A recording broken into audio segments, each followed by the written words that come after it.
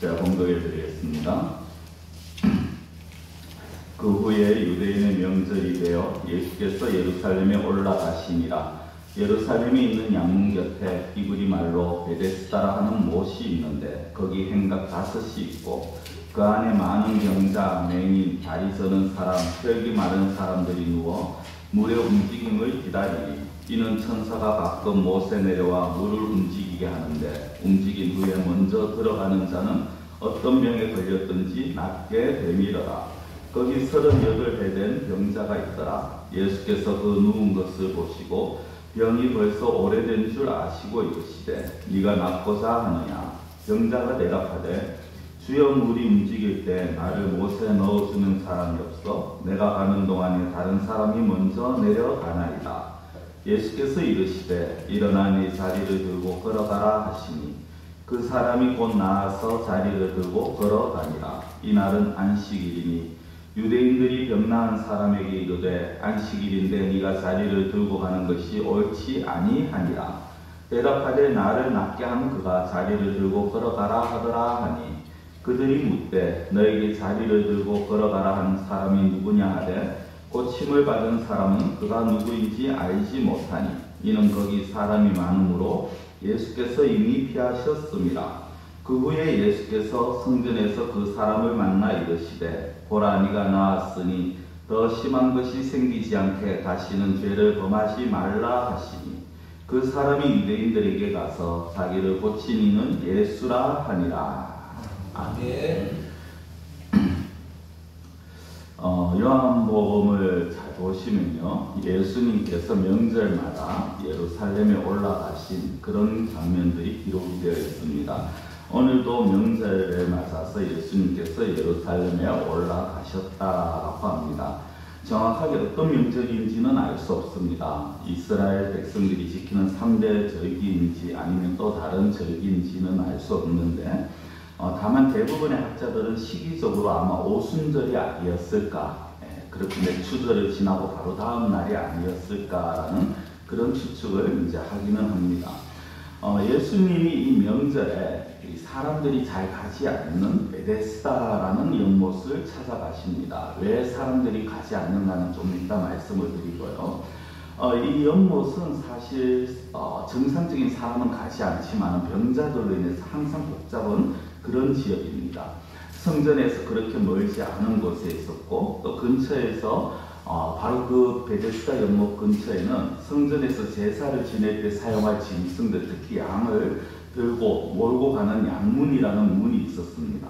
그리고 이 연못에서 또 그리 멀지 않은 곳에 이 제사에 쓸 소나 양을 사고 파는 그런 시장이 또한 있었기 때문에 항상 붐비는 그런 지역입니다. 특히 오늘 명절이기 때문에 더 많은 사람들이 몰려왔을 것이고 더 많은 그런 분주함이 능히 우리가 짐작을 할 수가 있겠죠.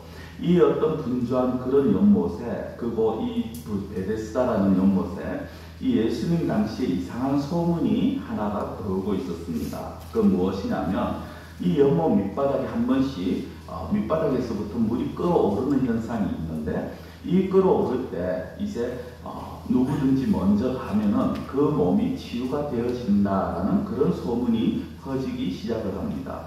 당시 과학이 발달되지 않은 상태에서 이 물이 끓어오르는 현상을 보고 많은 사람들은 천사가 내려와서 연못을 뒤젓는다라고 그렇게 생각을 했고, 그리고 아마 제일 초반에 그런 상황 속에서 이제 피부병을 앓고 있는 사람들이 그 어떤 특수한 어떤 성분으로 인해서 병이 나는 것 때문에 그 천사가 내려와서 물을 뒤질 때 누구든지 제일 먼저 들어가면 어떤 병이라도 깨끗하게 낫는다, 그런 소문이 당시에 돌고 있었다는 겁니다. 근데 이게 정확한 것도 아니고요, 그 하나의 어떤 미신이었기 때문에 앞서 성경을 보면서도 아시겠습니다만 3절 후반부부터 4절까지는 관로에서 그렇게 따로 표시를 해놓았는 그런 부분입니다.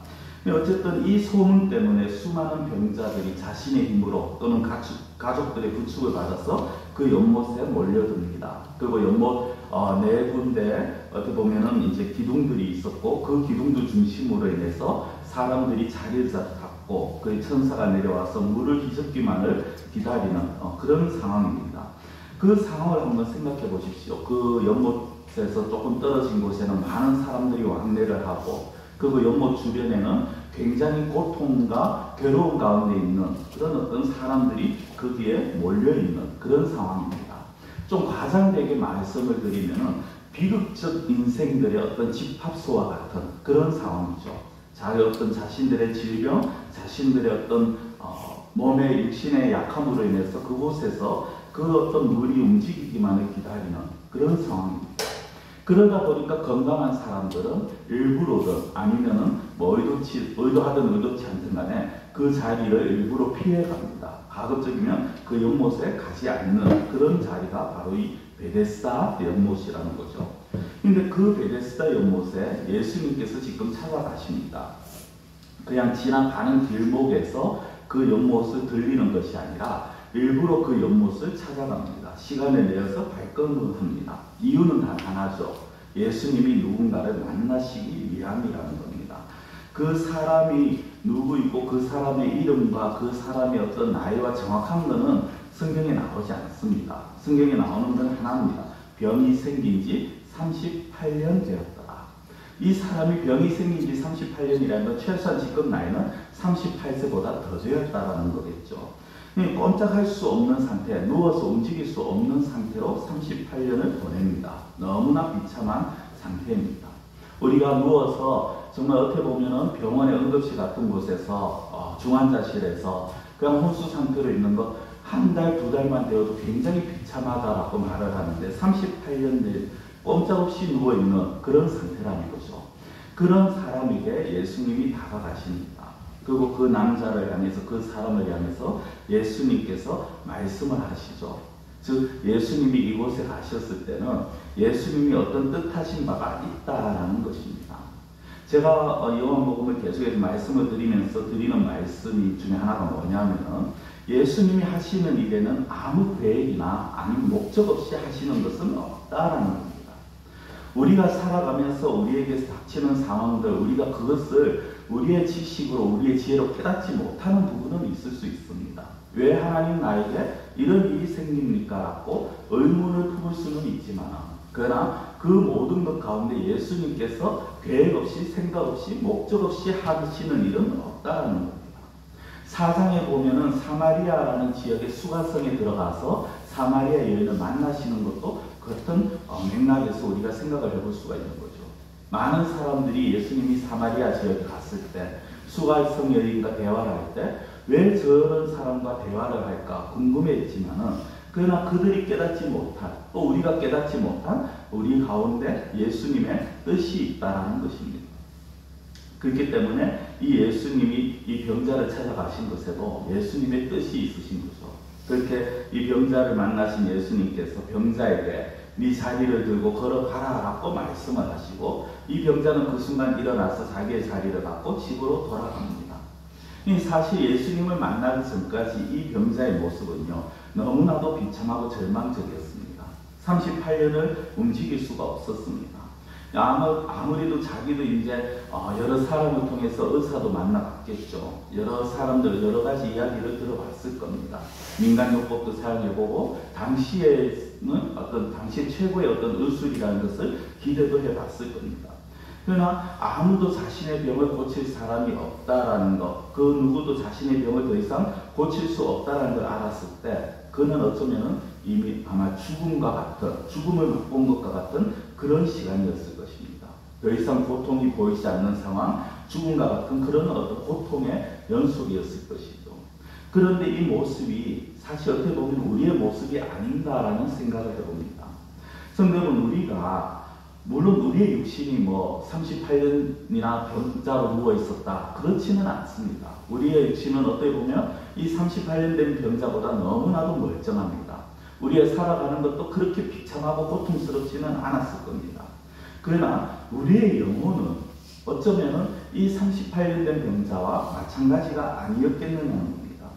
어떤 면에서 그렇습니까? 우리의 영혼의 문제 역시 우리의 힘으로는 해결할 수 없는 문제였다라는 거죠. 내가 내 힘으로 하나님을 찾고 내 힘으로 하나님을 만날 수가 없었다라는 겁니다. 우리가 예수님을 우리의 힘으로 만났고 우리의 힘으로 믿는 그런 존재가 아니라는 거죠. 우리의 힘으로는 도저히 예수님을 만날 수도 믿을 수도 없는 존재가 우리고 우리 인생이라는 것입니다. 나의 힘과 나의 능력으로는 또 우리가 살아가면서도 마찬가지 아닙니까? 예수님을 믿는다 하지만 하나님이 원하시는 그 선하고 의로운 것을 우리의 힘으로 과연 행할 수 있느냐, 그런 능력이 우리에게 있느냐라고 한다면 우리에게는 전혀 그런 능력이 없다라는 거죠. 그런 차원에서 본다면 38년 된 병자나 우리의 영혼이나 일반 다를 게 없다라는 것입니다. 그러나 그렇게 답답한, 그리고 우리가 그렇게 힘들어하고 어쩌면 그 비참한 현실 속에서 이미 하나님께서 우리에게 찾아오셨고 그리고 우리에게 말씀을 하신다라는 거죠. 자, 이사야 41장 9절에서 10절에 이렇게 말씀을 합니다. 내가 땅 끝에서부터 너를 붙들며 땅 모퉁이에서부터 너를 부르고 네게 이르기를 너는 나의 종이라 내가 너를 택하고 싫어하여 버리지 아니하였다 하였노라. 두려워하지 말라 내가 너와 함께하니라. 놀라지 말라 나는 네 하나님이 됨이라. 내가 너를 굳세게 하리라. 참으로 너를 도와주리라. 참으로 나의 의로운 오른손으로 너를 붙들리라. 9절 보면 내가 땅 끝에서부터 붙들고 모퉁이에서부터 우리를 부르셨다라고 말씀을 합니다. 그리고 오늘 또 10절에도 보면 두려워하지 말라고 하면서 우리와 함께 하시겠다고 말씀을 하시죠. 예수님은, 하나님은 이미 우리를 아시고 계시는 분이고 우리를 먼저 찾아오신 분이고 그리고 우리의 모든 상황도 너무 잘 아시는 분이라는 것입니다. 그리고 그 하나님께서, 예수님께서 우리에게 성경 곳곳에서 하시는 말씀이 무엇입니까? 내가 너와 함께 하겠다라는 것이죠. 그 예수님께서 지금 38년 된 병자에게 찾아가셔서 하시는 말씀 역시 동일한 맥락으로 동일한 의미의 말씀을 하시는 겁니다. 그리고 그 말씀으로 이 38년 된 병자는 그 병이 치유가 되었다라는 거죠. 자, 그런데 예수님께서 이렇게 병자를 고치시고 난 이후에 갑자기 예수님이 이상한 행동을 하십니다. 그것이 무엇이냐면 예수님이 그 자리를 피해버리십니다. 자, 오늘 본문 13절에 보면요. 고침을 받은 사람은 그가 누구인지 알지 못하니 이는 거기 사람이 많으므로 예수께서 이미 피하셨음이라. 예수께서 이미 피하셨어요. 그런데 그 이유가 뭐냐? 거기 사람이 많다라는 겁니다. 이게 왜 이유가 되느냐는 거죠. 왜 예수님께서 그곳에서 그 38년 된 병자 한 사람만 고치시고 갑자기 모습을 감추셨을까요? 오히려 예수님이 그곳에 계속 계셨으면 그리고 고치시는 걸 많은 사람들에게 보이시고 또 많은 사람들에게 알렸으면 많은 사람들이 예수님을 찾았을 겁니다. 예수님 앞에 나와왔겠죠. 어떻게 보면 예수님을 더 드러낼 수 있는 절호의 기회입니다. 근데 예수님은 그 자리를 피하세요. 왜 그럴까요? 예수님이 이 땅에 오신 목적이 여기 나와 있습니다. 예수님은 자신을 내세워서 자신을 드러내고 자신의 인기를 추구하거나 아니면은 자신의 그 어떤 자신을 많은 사람 앞에서 좀 높은 사람으로 인정받고자 하는 그런 모습은 없었다라는 거죠. 단순히 그 예수님이 그곳에서 이 38년 된 병자를 고침으로 인해서 많은 사람들이 예수님을 만나면 그곳에 모이는 모든 환자들이, 모든 병자들이 예수님께 나올 겁니다. 그러면서 우리의 병을 고쳐주십시오라고 했을 것이고 예수님께서 그 병을 고쳐주심으로 인해서 예수님의 인기는 올라갈 수가 있겠죠. 그러나 또 다른 한편으로 예수님은 그 사람들에게 예수님은 과연 어떤 모습으로 비칠까요? 우리의 병을 고쳐주는 사람. 대단히 뛰어난 능력을 가지고 있어서 우리의 병을 어떤 병이라도 다 고쳐줄 수 있는 그런 분, 그런 어떤 능력자로만 인식을 하기 쉽다는 것입니다. 그러나 예수님이 오시는 목적은 단순히 육신의 질병만이 아니라 영혼의 문제를 해결해 주시기 위함이 예수님이 이 땅에 오신 목적이죠. 그래서 질병을 고치는 것도 그저 예수님의 그 어떤 참된 목적을 이루어가는 구원의 한 방편으로서 사용할 뿐인데 그것을 사람들이 오해하거나 아니면 잘못할 수 있는 위험성이 있기 때문에 예수님께서 그 자리를 피하셨다라는 것입니다. 사실 예수님께서 의도적으로 내가 이 사람만 고쳐주고 다른 사람은 고쳐주지 않겠다라고 하실 수도 있고요. 그리고 38년 된 병자를 굳이 고쳐주지 않으셔도 되는, 사실 고치셔야 되는 그런 어떤 의무도 없었죠. 그러나 이 38년 된 병자에게 있어서는 예수님이 자신에게 찾아온 것이 사실은 병을 고침 이전에 너무나도 큰 은혜고 복음이었다라는 것입니다. 만약에 누군가가 그 주변에 있는 누군가가 이 병자를 보고 오늘 본문에 있는 것처럼 당신이 어떻게 안식일에 당신의 자리를 들고 움직이느냐, 그건 일이다, 노동이다, 이런 말이 아니라 이런 질문을 했다면, 당신이 왜 당신만을 고치시고 예수님이 갑자기 사라졌느냐 라고 묻는다면 이 병자는 과연 어떤 대답을 할 수 있었을까요? 왜 당신만 고쳐주고 우리는 고쳐주지 않았느냐, 왜 당신은 예수님으로부터 특별한 그런 은혜를 받았느냐 라고 질문을 한다면 이 병자가 과연 무슨 대답을 할 수 있을까요? 아마 다른 대답은 못했을 겁니다. 글쎄, 나도 모르겠다. 내가 그 사람과 어떤 인연이 있었는 것도 아니고, 내가 그 사람을 알고 있었는 것도 아니고, 초대한 것도 아니다. 나도 그 사람이 왜 나만 고쳐줬는지 모르겠다. 이게 이 병자의 아마 유일한 대답일 것입니다. 근데 이것이 은혜고 복음이라는 겁니다. 왜 그렇습니까? 오늘날 우리들에게 동일하게 이런 질문을 던져볼 수가 있겠죠. 왜 예수님이, 왜 하나님이 우리를 택하시고 우리를 구원하시고 우리를 당신의 하나님의 자녀로 삼아주셨을까? 왜 당신은 그렇게 하나님에게서 하나님의 은혜로 예수님을 믿게 되었고 구원을 받았느냐라고 한다면 우리가 무엇이라고 대답할 수 있습니까? 거기에다 대고 내가 어려서부터 교회를 잘 다녀서, 내가 돈이 많아서, 내가 착해서 그런 대답을 할 수 있을까요? 아니요. 모르겠다라는 것밖에 없습니다. 왜 내가 구원을 받았는지 모르겠다는 거죠. 왜 나 같은 사람이 하나님의 은혜를 입을 수 있었는지 모르겠다는 거죠.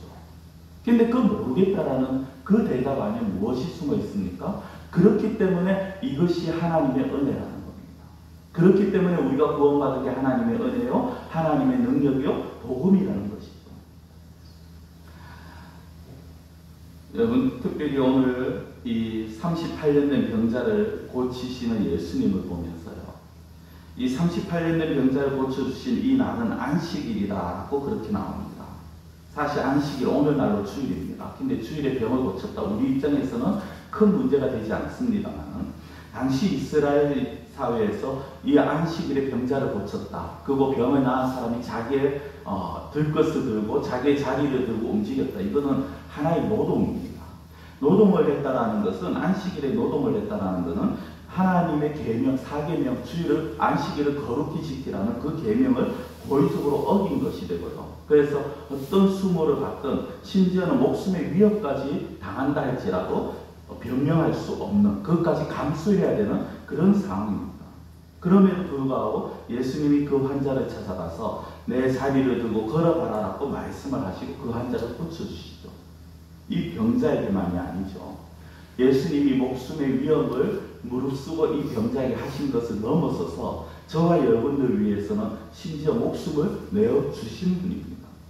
우리로 하여금 하나님의 나라에 들어가게 하시기 위해서 예수님은 자신의 목숨을 기꺼이 제물로 희생하셨다는 거죠. 그리고 그 예수님이 여러분들을 찾아오셨고 저와 여러분들을 만나주셨다는 것입니다. 이 가운데 그런 분들이 안 계시기 바랍니다만은, 만약 아직까지 예수님을 만나지 못한 분이 계신다면 그 예수님을 오늘 이 시간 만나시는 은혜가 임하시기를 축원합니다. 우리를 위해서 자신 모든 것을 내어주신 예수님, 일부 병자, 38년 된 병자를 만나시기 위해서 그 자리를 찾아가신 예수님께서 우리를 위해서, 다른 사람이 아니죠, 저와 여러분들을 위해서 바로 자신의 목숨을 기꺼이 내어주시는 그 은혜를 우리를 위해 베푸셨다라는 그 사실을 다시 한번 우리가 생각하고 감사할 수 있는 그런 우리 이 시간이 되어야 될 것입니다. 그리고 지금 이 시간에 이 38년 된 병자와 같은 육신의 질병은 아니다 할지라도 어쩌면 또 다른 고난과 시련과 역경 가운데 힘들어하고 계신 분들이 계시다면 오늘 이 말씀을 통해서 우리가 위로를 받기를 원합니다. 우리가 살아가면서 믿음이 좋아져요, 혹독한 일들을 만날 수 있습니다. 참담한 상황을 겪을 수 있습니다. 38년 된 이 병자가 가고 싶어도 움직이고 싶어도 움직일 수 없었는 그 절망적인 상황인 것처럼 어쩌면 우리가 살아가면서 다른 사람들이 알아주지 못한, 아니 알지 못하는, 그리고 나만이 어쩌면 겪고 있는 그런 어떤 절망적인 시간, 그것을 우리는 어쩌면 보내고 있을 수도 있습니다.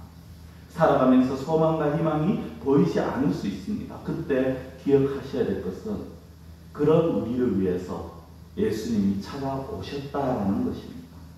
그리고 그 예수님은 절대 우리를 그냥 두지 않으신다라는 거죠. 우리가 잘 아는 복음송이 있습니다. 나의 등 뒤에서. 가사를 한번 좀 떼어주시기 바랍니다.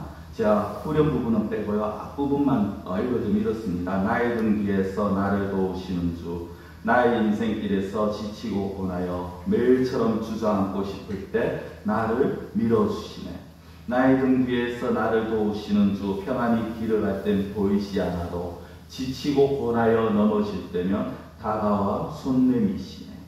나의 등 뒤에서 나를 도우시는 주, 때때로 뒤돌아보면 여전히 계신 주, 잔잔한 미소로 바라보시며 나를 재촉하시네. 성경은 항상 이 1, 2, 3절의 앞부분에 공통적으로 들어가는 건 뭡니까? 나의 등 뒤에서 나를 도우시는 주. 나의 등 뒤에 계시기 때문에 우리는 그 예수님을 느끼지 못할 때가 너무 많습니다. 어쩌면 상황 속에서 예수님이 왜 나에게 이런 시련을 주는지, 그리고 이 상황 속에서 정말 예수님이 나를 도와주시는지 의구심이 가는 그런 비참한 현실을 우리는 때로는 맞이할 때도 있습니다. 그러나 그때 예수님께서 우리에게 손을 내밀고 계신다라는 것입니다. 38년 된 병자에게 더 이상 힘이 없을 때, 그저 아무것도 할 수 없는 그런 상황 속에서 찾아와서 말씀하시고 찾아와서 손을 내미시는 그 예수님이 바로 우리의 예수님이라는 거죠. 성도 여러분, 우리가 살아가다 보면요, 때로는 기도를 해야 되는 걸 알면서도 너무 힘들고 어려우면 기도조차도 나오지 않는 경우들이 있습니다. 그래서 주여라는 말밖에 나오지 않을 때가 있습니다. 마음이 너무 답답한데 막상 엎드리면 무엇을 말해야 될지 입에서 말을 잃어버릴 때가 있습니다. 성도 여러분, 그럴 때 우리가 꼭 기억해야 될 것은 우리 하나님은 우리의 사정을 속속들이 다 알고 계신다는 사실입니다. 우리 하나님은, 우리 주님은 지금도 내 옆에 계시고 지금도 나와 함께 하시며 나에게 손을 내밀고 계시다라는 사실을 꼭 기억하시고 믿으시기를 바랍니다. 마지막으로 우리가 생각해 볼 부분은요, 이렇게 고쳐주신 후에 죄에 대해서 말씀을 하셨다라는 거예요. 그냥 고쳐주시고 너 잘 살아라 이것이 아니라 죄에 대해서 말씀을 합니다. 이 병고침을 받은 남자가 며칠 후에 성전에서 예수님을 만납니다. 그때 예수님이 이런 말씀을 하십니다. 14절에 그 후에 예수께서 성전에서 그 사람을 만나 이르시되 보라 네가 나았으니 더 심한 것이 생기지 않게 다시는 죄를 범하지 말라 하시니, 더 심한 것이 생기지 않게 다시는 죄를 범하지 말라. 이것이 무슨 말씀입니까? 이 말씀은요, 네가 지금 이 38년 동안 앓았는 이 병은 너의 죄 때문이라는 것을 암시하고 있는 것이 우리에게 보여주는 것이고, 이 병에서 고침받은 자에게 다시금 가르쳐 주는 겁니다. 그 죄가 무엇인지는 알 수 없어요. 성경에 그 죄가 무엇인지 나오진 않습니다. 그러나 예수님은 알고 계시겠죠. 그리고 네가 지은 그 죄 때문에 네가 이만큼 고생했는데 이제 네가 나았으니 다시는 죄를 짓지 말라라는 겁니다. 여러분, 우리가 이 말씀을 보면서 생각해야 될 게 무엇이냐면요, 병에서 고침을 받았습니다. 그런데 또다시 죄를 지으면 그보다 더 악한 병이 나올 수밖에 없겠죠. 왜냐하면 오늘 예수님께서 더 심한 것이 생기지 않게라고 말씀을 하셨으니까. 달리 말하면 우리가 은혜를 받았죠. 근데 우리가 받은 은혜를 생각하고 우리가 예전의 모습으로 하나님을 알지 못하던 때, 예수님을 제대로 바로 섬기지 못하던 때 그 모습, 믿음이 없는 자리의 모습, 죄악의 모습으로 살아가게 된다면 그렇게 하지 말라라는 것을 오늘 말씀을 하시는 겁니다. 너희가 은혜를 받았는데 그 은혜를 잊지 말라라는 겁니다. 은혜를 망각하면 다시금 죄악의 자리로 달려가게 되어 있는 것이 사람입니다. 우리는 은혜를 받았으면 이제 변해야 합니다. 은혜를 받았음에도 불구하고 은혜를 망각하면 고통의 자리로 내몰릴 수밖에 없습니다. 그것을 우리가 기억을 해야 되는 거죠. 우리가 이전에 어떻게 살았느냐? 그건 사실 중요하지 않아요. 내가 이전에 어떤 환경에서 어떤 삶을 살았느냐, 그건 중요하지 않습니다. 중요한 것은 내가 은혜를 받고 난 이후에 어떻게 변화되어지고 있고 어떻게 변화된 삶을 살아가고 있고 또 살려고 하고 있느냐는 것입니다. 은혜를 받았음에도 불구하고 여전히 죄악된 모습, 여전히 하나님의 은혜를 잊어버리는 모습, 좀 더 쉽게 말씀드리면 여전히 하나님의 뜻, 하나님의 생각, 하나님이 원하시는 것보다 나의 뜻, 나의 생각, 내가 원하는 것, 좀 더 과장되게 말씀드리면 하나님이 싫어하시는 일들, 그게 하나님이 싫어하는 걸 뻔히 알면서도 나의 어떤 유익과 나의 재미와 나의 이익을 위해서 내 생각으로 그것을 추구하고 쫓는다면 그것이 바로 은혜를 쏟아버리는 것이고, 그것은 달리 말씀드리지만 듣기 싫으시겠지만 고통을 향해서 달려가는 것이라는 겁니다. 말씀을 맺겠습니다. 오늘 이 말씀은 사실 성도님들에게 드리는 말씀, 하나님의 말씀이기도 하지만 저에게도 굉장히 위로와 힘이 되어주는 그런 말씀이기도 합니다. 사모의 암 선고 이후에 제가 할 수 있는 것 하나도 없다는 것을 깨달았습니다. 마치 38년 된 병자처럼 제가 할 수 있는 게 없었습니다. 이 병자가 누군가가 자기를 연못으로 옮겨주기를 바라지만 자신이 할 수 있는 건 하나도 없는 것이 저의 모습이었습니다. 그렇게 시간을 보내고 장례를 치르고 난 이후에 더더욱 그랬죠. 그런데 그런 저에게 찾아오셔서 하시는 주님의 말씀이 내가 너와 함께 있겠다, 내가 너를 찾아왔다라고 말씀을 하십니다.